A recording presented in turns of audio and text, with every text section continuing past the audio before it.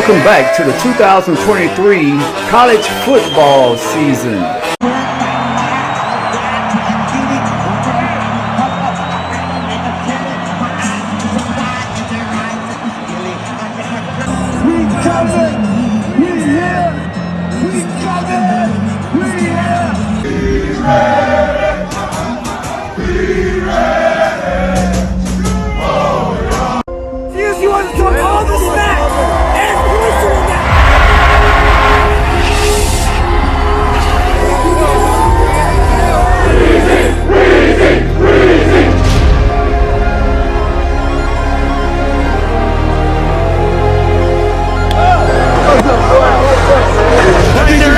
You got nothing. Buffaloes.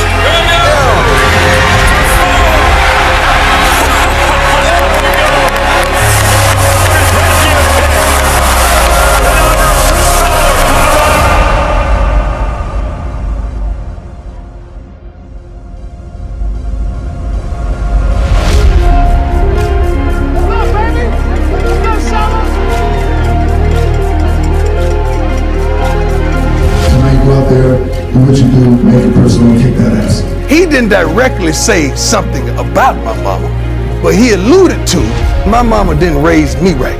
It's personal for real. Yes, sir. It ain't no more time to talk. It's time to do. I raised him right. I also told him to always be yourself. And if you have to kick ass, kick ass.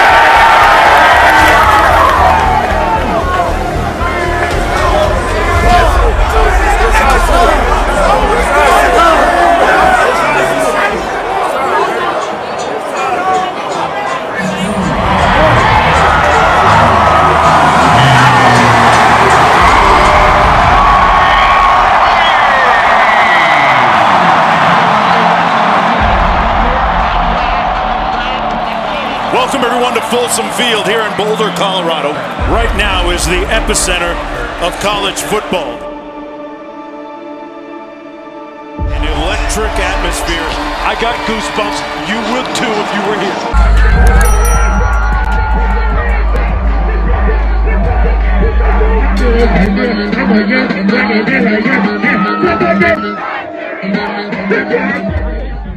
The most anticipated college football game of the year between the University of Colorado and Colorado State University.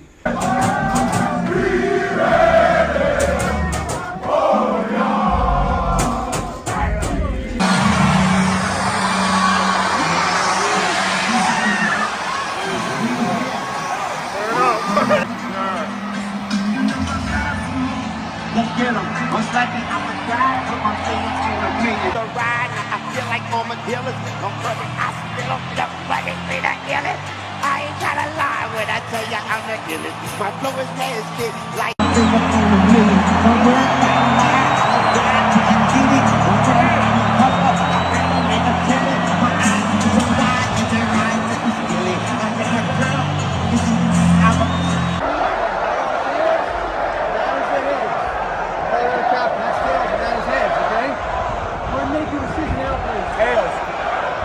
State captain, you chooses tails. Tails was his call. It's a head. You won the toss. No idea. You guys want the ball? Yes, sir. Which way do you want to kick? Kick that way, switch sides, please.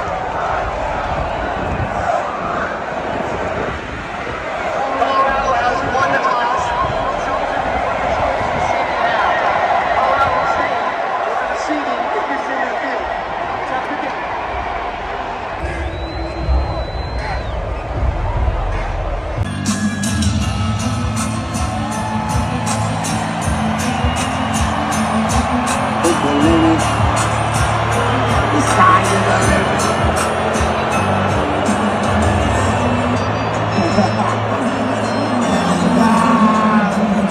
unexpectedly revealed the public lynching of a young black man considered to be the best football player in the country everyone knows as Travis Hunter by a white Colorado State University football player named Henry Blackburn. Got to look at Sean Lewis, the offensive coordinator. Moment ago, downfield, incomplete, but a flag down. Very dumb play on the part of Henry Blackburn. I understand you may be trying to send a message, but that right there, the ball had already hit the ground. You see number 11, you see he's not even close to catching the football. I mean, he's already like gearing down, and the play's basically over. That's a blatant penalty. Yeah, that just makes no sense. Yeah. That's dumb football. I understand this is a rivalry and you're hyped up. Intended for Hunter, who took a shot afterwards by Henry Blackburn. And now some words, Shadur Sanders coming to the aid of his #1 target there. Yeah, look, I'll tell you, as a former safety, that's a very dumb play on the part of Henry Blackburn. I understand you may be trying to send a message, but that right there, the ball had already hit the ground. You see number 11, you see he's not even close to catching the football. I mean, he's already like gearing down. Yeah. You see he's not even close to catching the football. I mean, he's already like gearing down, and the play's basically over. That's a blatant penalty. Yeah, that just makes no sense. Yeah. That's dumb football. I understand this is a rivalry and you're hyped up, but you're up. You're up by a touchdown. You guys are playing good football. There are 2 fouls on the play by the defense. Both fouls will be enforced. Pass interference, defense number 11. After the play, personal foul, unnecessary roughness, number 15 of the defense. 15-yard penalty, automatic first down. Let's take another look at both those penalties. The pass interference first there, and then the late hit by Henry Blackburn.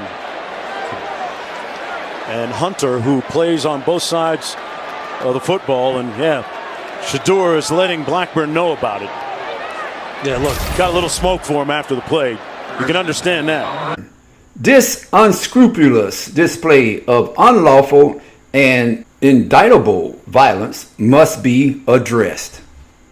First, let me say, the legacy of the legendary defensive football player known as Jack Tatum was respected and highly revered for making far more vicious and debilitating hits than the sucker punch made by Henry Blackburn.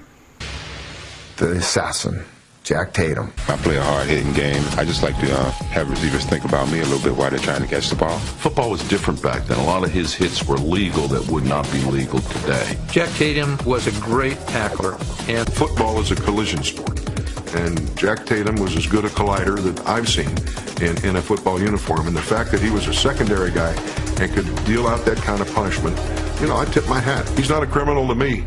He's a heck of a football player. Some can argue about his technique, but all agree our number 6 tackler's hits were vicious, and everyone seems to have their favorite. My #1 Jack Tatum hit of all times was we were playing the Denver Broncos, and Riley Odoms, who's about 6'5", 260 or so, comes across the field. All of a sudden, whop! And Riley goes on the ground and lays there, and his head, the eyeballs went back up in his head. And I said to myself, he killed him. Luckily, Riley was okay. They helped him off the field. I will never say that anybody out there in the NFL is trying to kill someone. But if there was somebody, that would be Jack Tatum. We're playing the Raiders in the Dome. It was 4th and 1. Earl Campbell had the football, and he and Earl collide on a sweep by Earl around the right end, and it was a collision that was heard outside the Dome. And the two guys hit and collided, and they just was like that, like two rams or bulls or something, and then they just fell into the end zone for a touchdown. Both of them knocked out. That was the most vicious hit that I have ever witnessed in a lot of years of football. And I know about 4 months later, Bum had traded for Jack Tatum. Not many people had hit Earl one-on-one like that. From the Rose Bowl Stadium in Pasadena, California, it is Super Bowl 11. But maybe Tatum's biggest hit came on football's biggest stage when, in Super Bowl 11, he launched into the Vikings' Sammy White. Great hit, wasn't it? That right there alone should put Jack at #1. Have you ever seen that in football? Guy gets hit so hard his equipment comes off and rolls. He got separated from his helmet. I never seen that. He makes contact, that person goes down, and he's looking over. Number 6, reevaluate that. The Raiders' hardest hitter was the assassin, free safety Jack Tatum. Tatum's shots sounded different. Most guys tackle, and you hear shoulder pad, there's a certain sound you make. But a Tatum tackle was like a car wreck. We used to keep score, 1 point for a limp off, and that would be semi-concussion-y when they'd go off and stumble around and stuff. But a knockout was like Tatum's specialty.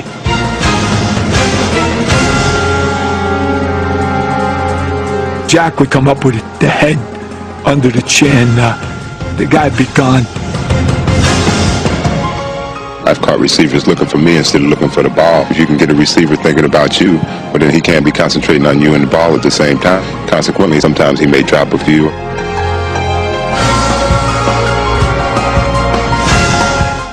Jack Tatum was neither a coward nor a sucker puncher.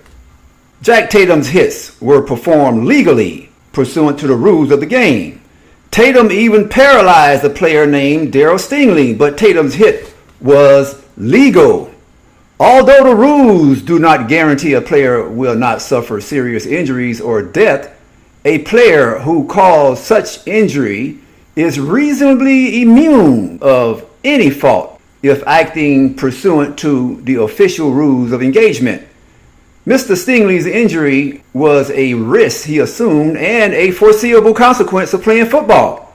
However, what we observed Henry Blackburn do to Travis Hunter was neither a reasonably foreseeable nor expected consequence of playing football, but a crime. The act of a coward done behind your back in the dark. What we observed on this nationally televised football game between Colorado and Colorado State was another unjustified, unprovoked public lynching of a young black celebrity who posed a threat to change. This time under the guise of a college football game.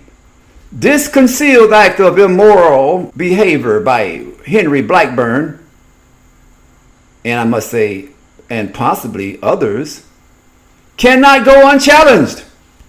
With impunity, Henry Blackburn arrogantly walked away from the crime scene, but a flag down intended for Hunter, and was allowed to continue playing the game like nothing happened and he did nothing wrong. On the contrary, Blackburn's attack on Mr. Hunter was not a permissible act of playing college football, but a crime. This was a life-changing sucker punch.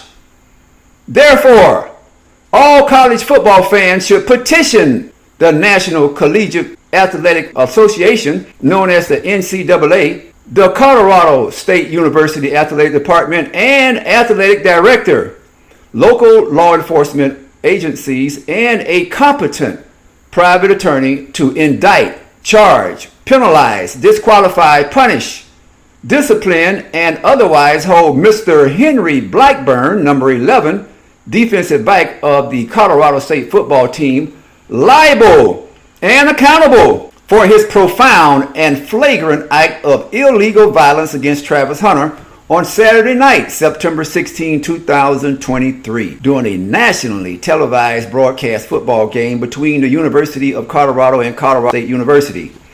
As a devoted fan of college football, this plea is made to protect the integrity of the game, the nobility, high esteem, and deference given to players by the public, and the safety of young men who play the game at the most competitive level outside of the NFL. It is incumbent and essential that men and women entrusted with positions of leadership and control of organized college football recognize and immediately take appropriate corrective measures to rectify the insidious, illegal, violent act committed against Travis Hunter, the Colorado University football player who was hospitalized. The unprovoked, illegal violence committed against Mr. Hunter cannot be ignored and pushed under the rug as an expected, anticipated, or assumed consequence of playing football. What we observed on national television was an inexcusable and impermissible act of violence of a personal nature outside the foreseeable scope of extreme violence expected and allowed while playing college football. Without question, extreme violence is allowed and expected in college football. Players take the risk of lifelong injury and even death.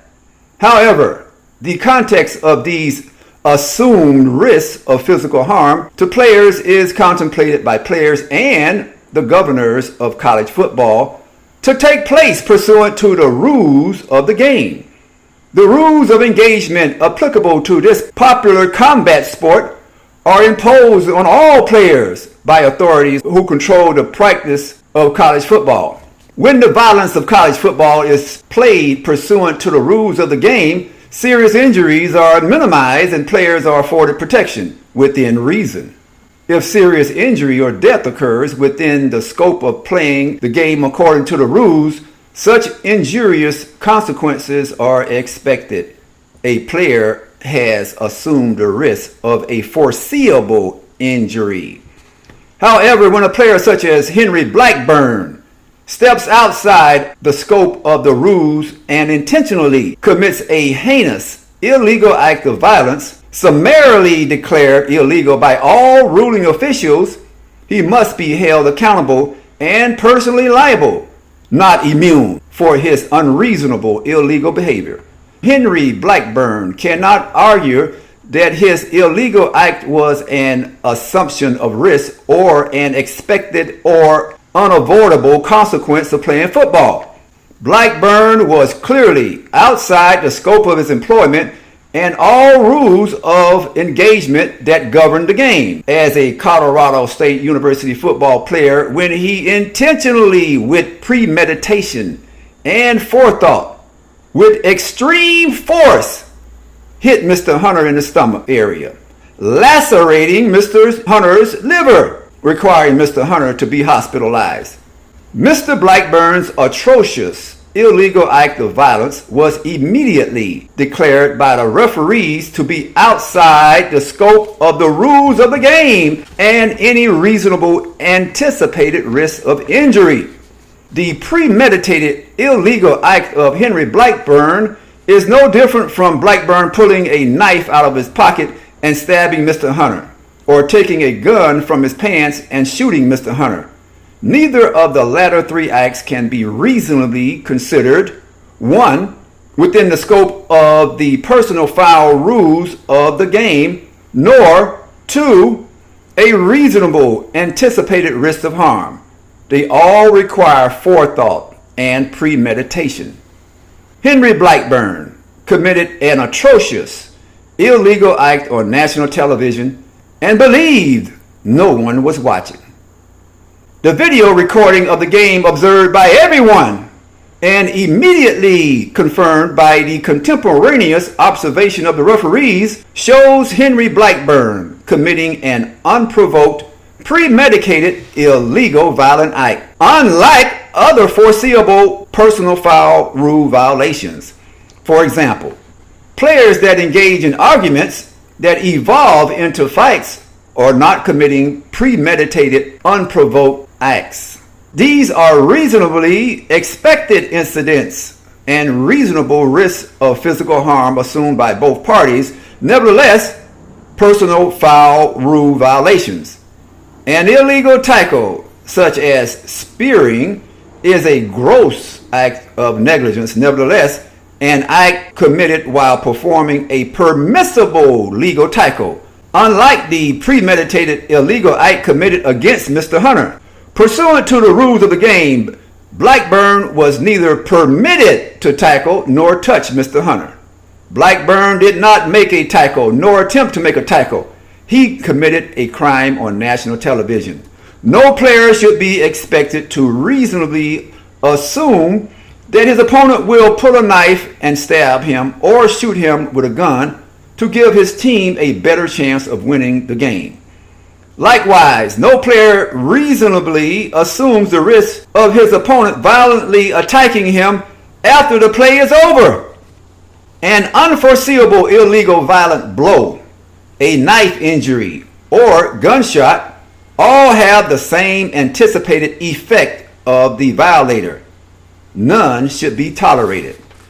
In professional boxing, when a boxer makes an illegal hit that prevents his opponent from continuing to fight, the violator is disqualified and loses the fight. Henry Blackburn should be suspended from ever playing college football. Sucker punches are deadly and should not be tolerated. Sucker punches are not tolerated in professional boxing and should not be tolerated in college football. Neither a government employee nor private employees are immune and cannot escape liability for their intentional criminal acts committed outside the scope of their official duties. Nor should Mr. Blackburn be allowed to commit such notorious violent acts unequivocally outside the scope of any reasonably anticipated behavior or assumption of risk of harm. Integrity and safety of the sport of college football and the young men that play the game must be protected from renegade players like Henry Blackburn, who commit such atrocious, shocking, and heinous acts of impermissible violence with impunity. Fans of college football are encouraged to contact the appropriate legal authorities, university officials, and NCAA officials and demand Mr. Blackburn be held accountable for his pernicious acts that caused unnecessary damage to Mr. Hunter. Yours truly, a former Big 8 Conference linebacker.